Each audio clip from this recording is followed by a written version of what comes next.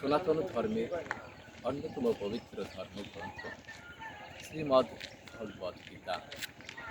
এই গীতা 58টি অধ্যায় এবং 700টি শ্লোকের এক অপূর্ব সমন্বয়।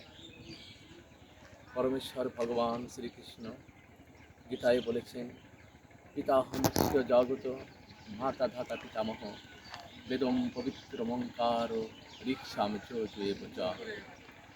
অর্থাৎ আমি এই জগতের পিতা, আমি এই জগতের মাতা, আমি এই জগতের ধাতা, আমি বেদ, আমি ঋক সাম যজু দেব চ।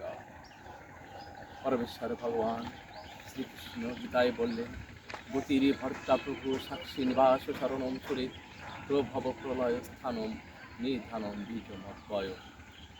আমি সকলের গতি, আমি গন্তব্য, আমি উপায়, আমি সকলের ভরণ পোষণ, আমি একমাত্র প্রভু, আমি উপাস্য, আমি সাক্ষী, আমি সমস্ত কিছু দর্শন করি, আমি সকল জীবের নিবাস আবাসস্থল, আমি আশ্রয়স্থল, আমি সকলের শরীর কর্মবন্ধু।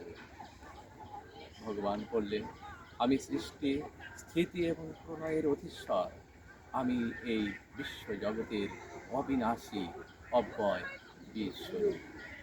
ওম সর্বে ভবন্তু সুখিনম সর্বে সন্তু নিরাময়া সর্বে ভদ্রাণি পশ্যন্তু মা কশ্চিৎ দুঃখ ভাগ ভবেৎ।